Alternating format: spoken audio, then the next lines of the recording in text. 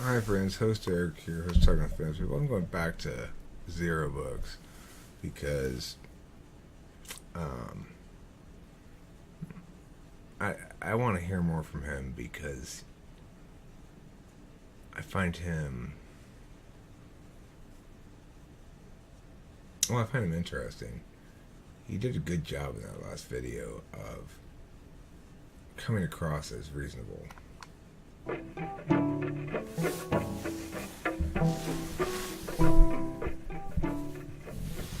Hi, my name is Ben Burgess. I am the author of Give Them an Argument, Logic for the Left, which is coming out later this year from Zero Books. And today I'm actually going to be talking a little bit about formal symbolic logic, which is the kind that you do when you use letters to represent statements, Okay, debates, I don't know about that. and Peter about what Richard Wolff has to say and about socialism. So let's watch the clip. When one good thing happens to you, it makes you a little more powerful and attractive. And so that fractionally increases the possibility that another good thing will happen to you. And then that spirals out of control, and you get people who have, well, they have all the money. And it's not because there's something oppressive about you. It's because you rode the wave of the Pareto distribution, and it threw you way the hell up into the stratosphere. And we don't know what to do about that. So sure, we don't know how to deal with it, but lucky for us, Professor Wolf has a plan. He has a plan to deal with this problem. What's the alternative? I already told you at the beginning of this little monologue. That's when the people who produce the surplus, the workers, are themselves the people who get the surplus. How would that work? Okay.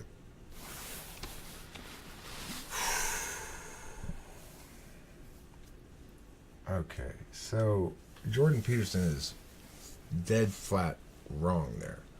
That is not why some people have so much wealth. It is not because of this cascading, sliding slope of positive things, okay? It's because they produce the most net utility for people that is wealth generating. Because they create new wealth in the world, where do you think the new wealth comes from? The government putting more money into the economy? I mean, we know that if they just printed an infinite amount of money, there'd be inflation. We know that. That's common knowledge.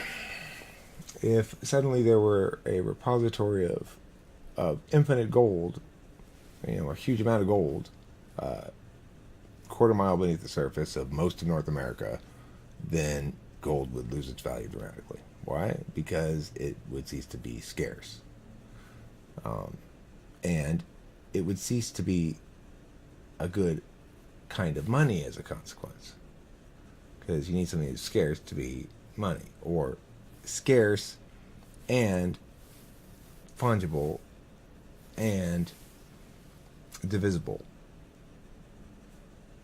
So all currency is fiat currency. There is no such thing as anything but a fiat currency.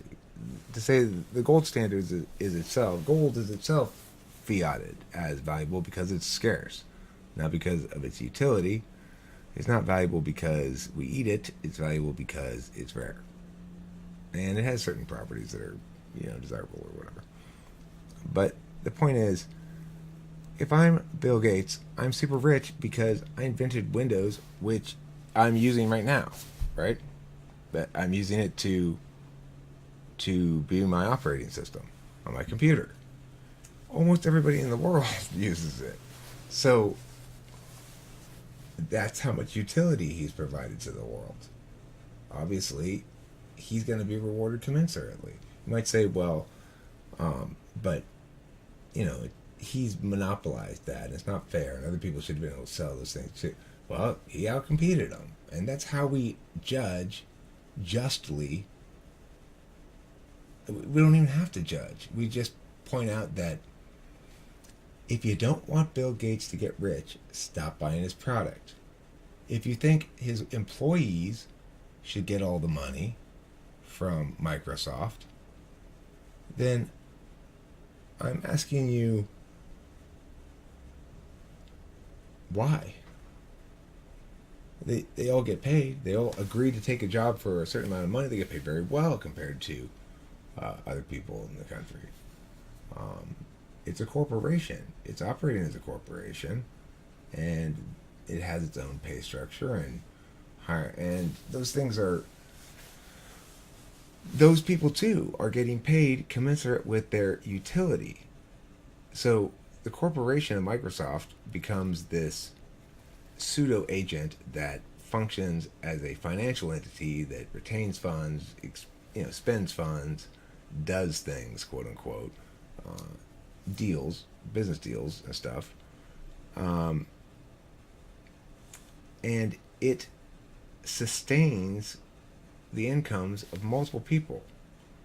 There's a need in most major corporations and a desire by most major corporations to see that their employees are well compensated as well as they can afford. That's not true of all corporations. It's not true of all kinds of work. Certainly it is true in the tech industry. But to say that because I hire you for X number of thousands of dollars a year, that I should be compelled to give you ownership of the company I started is patently insane. It's like there's zero consideration of what the actual practical implications of things are. Take any factory, take any office, take any store in America today, here in New York. Change it as follows. No more board of directors. Most things are done by corporations that are run by a board of directors. No more board of directors. Don't need it. Here's how we're going to do it. Monday to Thursday, where all the workers come to work and do what they were always doing. You cook bread, you clear the table, you set the table, you do the dishes, whatever, if it's a restaurant, say. Friday, we have a different arrangement. You come to work, half of you, and you do your regular job.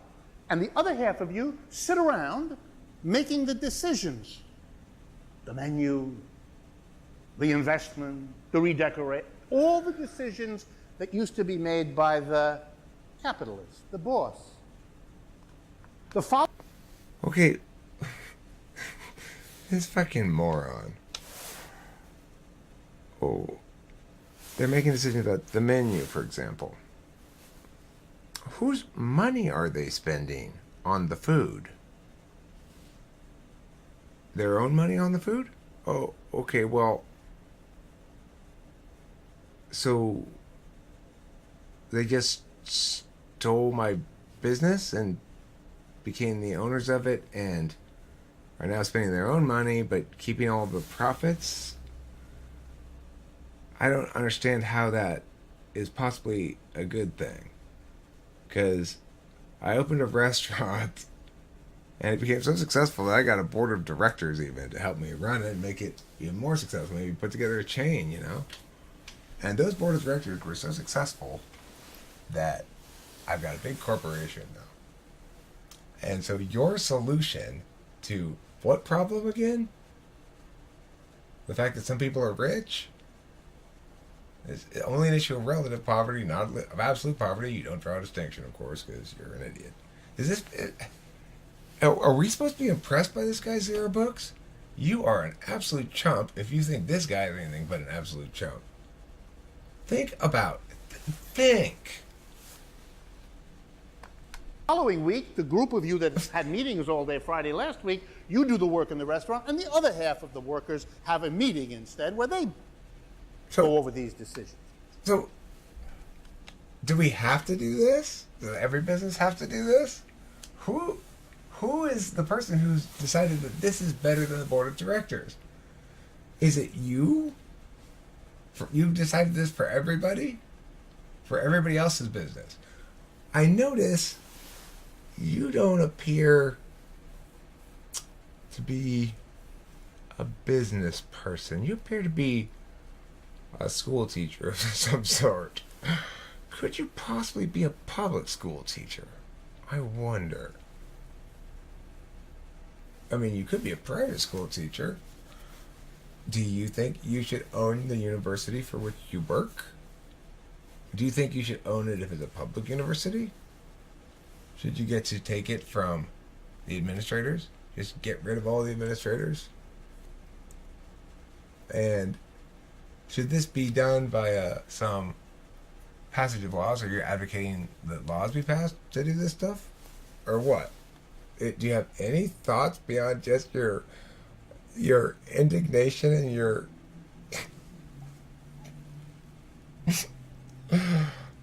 silly idea to replace management with everybody just getting together and all the employees just getting together and making decisions and just assume everybody's going to be like, a good person and on board with the same basic concept, even though... So what about this YouTube channel? Let's say I start making enough money on the YouTube channel to hire somebody. How many employees do I have to have before I'm compelled at gunpoint to hand over ownership of the channel? And once I do, what's going to encourage me to continue making videos on this channel? Now the employees own it, but they don't have me making videos anymore. They can make videos and take advantage of the fact that their subscribers already in place, but probably those subscribers will feel somewhat as though they're not getting what they expected when they get just an endless series of videos by the employees who hijacked my business because... What's this guy's name? Ben Burgess. Ben Burgess. Oh. You're so dumb, though. It's hilarious. Let's see what this guy says about it. He's talking about conditional logic. Does he realize how stupid that is? Doing like the title of the book says and giving them an argument. I went on to talk to Adam Friended and his co-host PSA Sitch on their YouTube live stream. The discussion ended up lasting for a couple hours. There'll be a link in the description for this video that you can watch. But right now, I want to just show you a brief clip, a couple minutes, where we're talking about workers' cooperatives. I read you the first couple paragraphs of this paper that I was looking at from a researcher at the University of Leeds. It's called "The Performance of Workers' Cooperatives" from January 2012.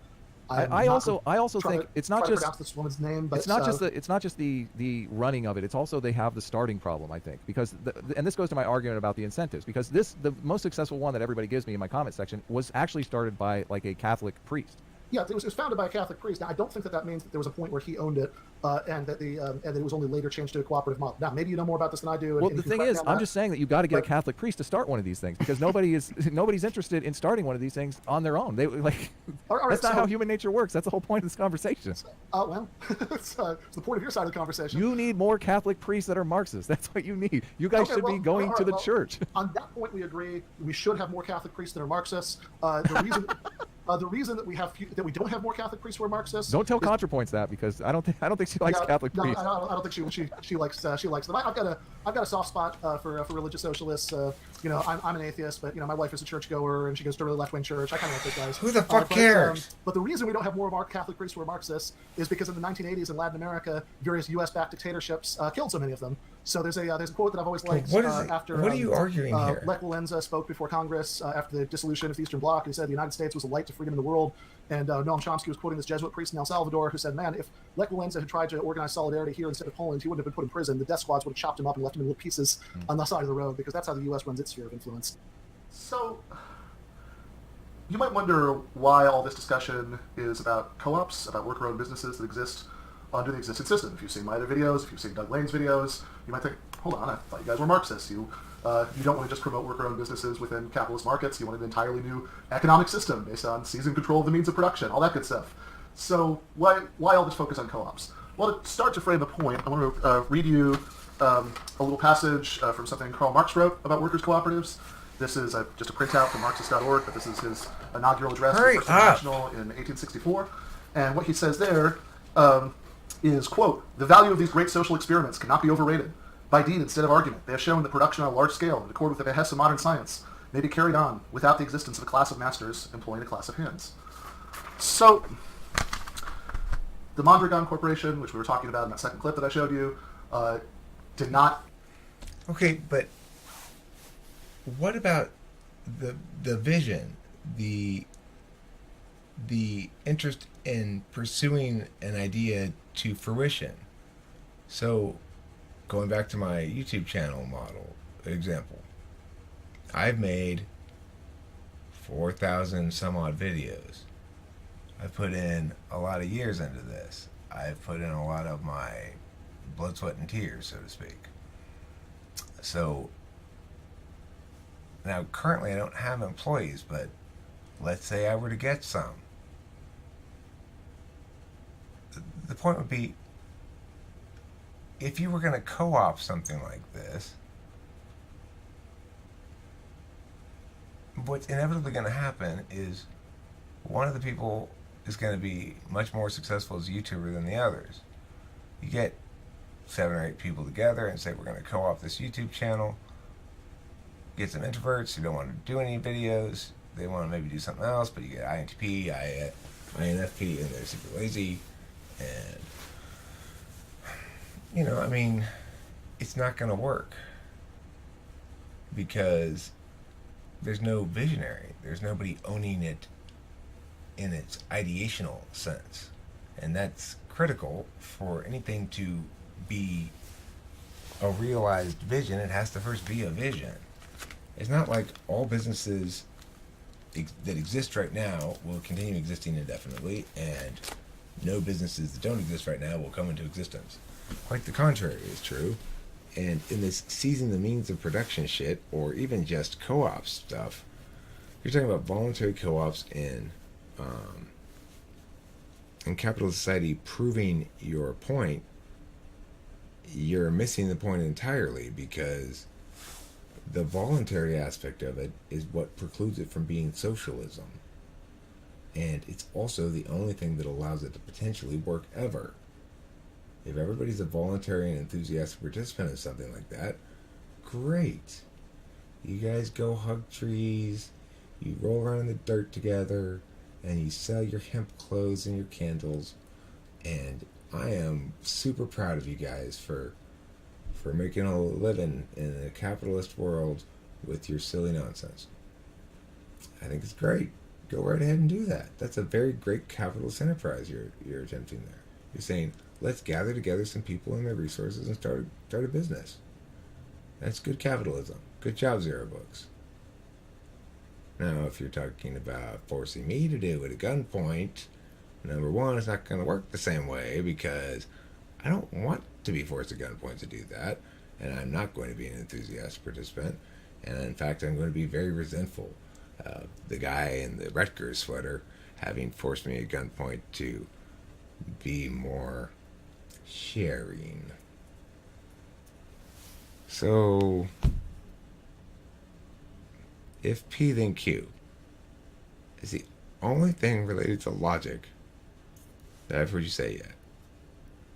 Okay, you haven't said anything logical yet, so you read this thing from Marx that said voluntary co-ops proved my point, and just ignored the fact that that's what makes your point so stupid. Ever start out as a hierarchical business. It wasn't the case. A lot of people think that co-ops only come about when existing capitalist businesses are maybe about to go out of business and then reorganize as co-ops. That happens sometimes, but actually, if you look at a big study that was done from the University of Leeds, that's not the case in most cases, wasn't the case in Mondragon, and Mondragon employs about 80,000 people. It's one of the major employers in that region of Spain. Even here in the United States of extreme capitalism, we have several hundred functioning workers' co-ops. If you've ever had a Fat Tire beer, that's from the New Belgium Brewing Company, which is a 100% employee-owned company. And the point is not that these are perfect institutions, or that they don't have a lot of problems, or they don't have to replicate a lot of the bad features of traditional hierarchical capitalist businesses in order to compete within the marketplace. There are, they do. And it's certainly not that, I think, certainly not that Marx thinks, that we can just go from capitalism to socialism just by worker-owned businesses outcompeting traditional businesses in a capitalist marketplace. For one thing, there's an obvious problem with the distribution of starter capital. There's an obvious problem with the 1% using their political connections to hold on to their wealth. And for another, there are There is not a finite pile of wealth that gets distributed and it is unfairly distributed to the rich people. They have earned their additional wealth by creating it. It did not exist before they provided the utility to the world that created that wealth that they then claimed. So, go back to Rutgers, Riri. Probably some structural disadvantages that co-ops have when competing against traditional structural hierarchical firms, because if the disadvantages. people making decisions are democratically accountable to the people who are doing the work, then you actually have to treat them like human beings, and just like companies that use slavery could just be outcompeted by companies that didn't use slaves. It's probably not the case that democratically organized workplaces can just outcompete traditional capitalist workplaces, and you can have socialism that way. It requires political struggle to take over the means of production. Marx certainly understood that as well as anybody did. So, why is he so excited about co-ops? Why does he say it is great, the value? Hold on there. Hold on a second. He's gonna gloss over that take over the means of production part, huh? Take them over how? With which weapon are you going to take them over? First, you're gonna win the political battle. You're gonna get laws passed, so that then you'll get the police with guns to seize people's property without any consideration that, well, first of all, most of those corporations that you want to seize and give to the workers, they're owned by shareholders, average Americans, like my parents and their retirement fund or retirement investment portfolio, which is all stock market, not all, but a lot of it is stock market. They own a lot of shares of various companies. They're shareholders. They're average Americans. They were both teachers. They worked for the government. They were public employees. My dad worked for the Census Bureau for a while. He was a director, a regional director of the Census Bureau. I worked for LA County Regional Center.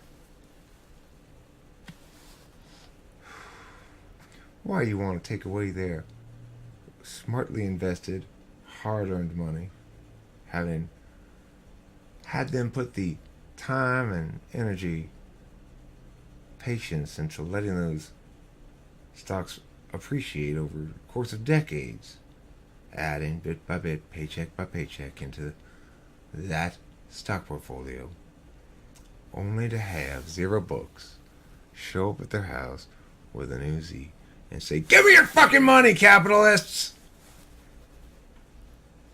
Zero books. You know, they are 82 years old. And I don't approve of your thuggery. Stealing the companies that regular Americans own via the stock market. Stealing the visions and business energies of individuals like me, making YouTube channels, giving them to my one employee who I have edits my videos. Ignoring the fact that I've got 4,000 plus videos worth of invested time capital, energy capital into the channel, and thinking that that doesn't matter at all. That doesn't count for anything. That there's no value inherent in that. The only value is provided by the workers. None of the value is in the concept.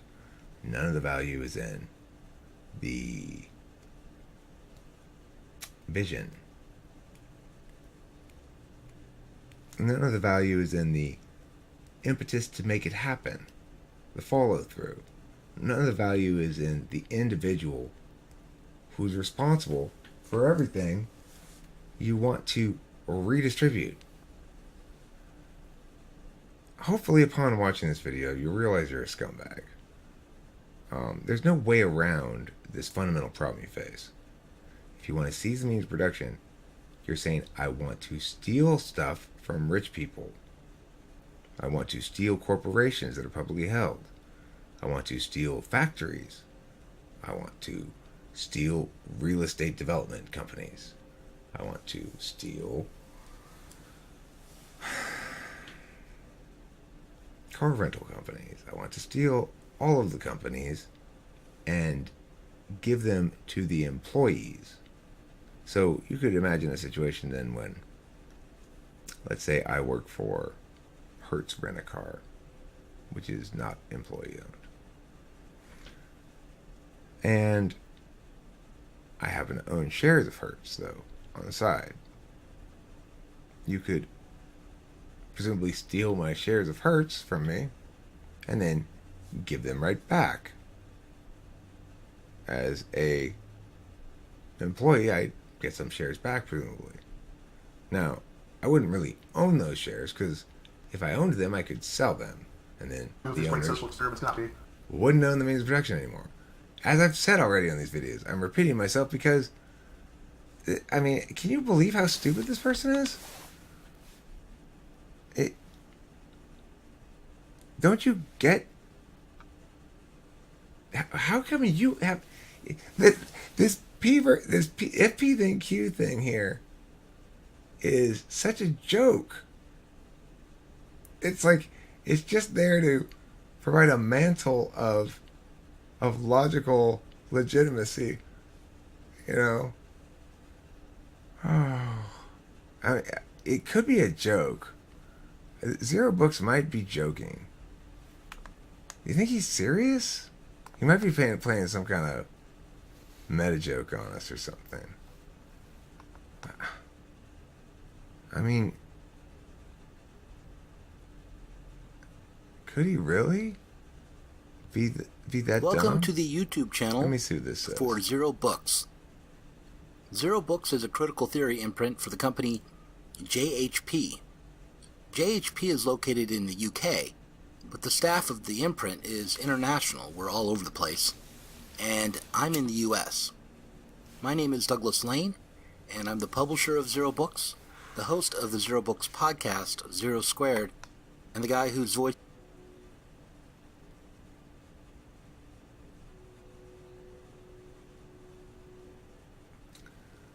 It's gotta be serious.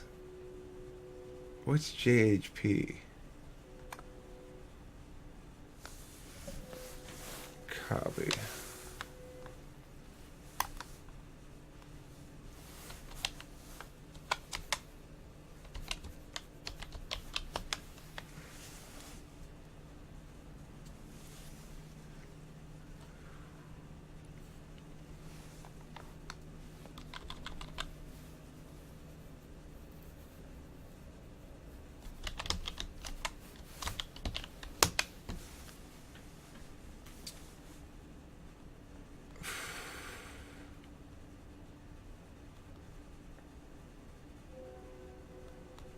Uganda.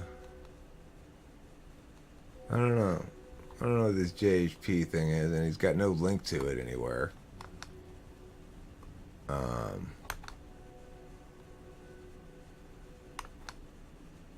Where is this fucker? I think it's a joke. I think he's trolling. Maybe.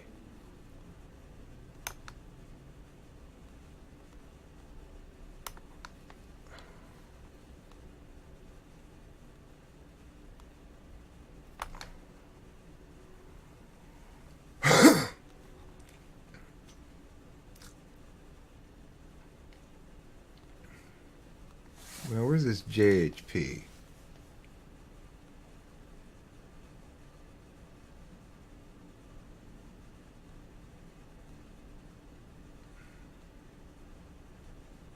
JHP Home. Oh, it was John Hunt Publishing. Is this shit for real? An independent publisher with sales teams worldwide welcoming new authors and unsolicited manuscripts of submissions. And they just released a bunch of people's books. He's probably published everything that's submitted to him. Okay, ugh.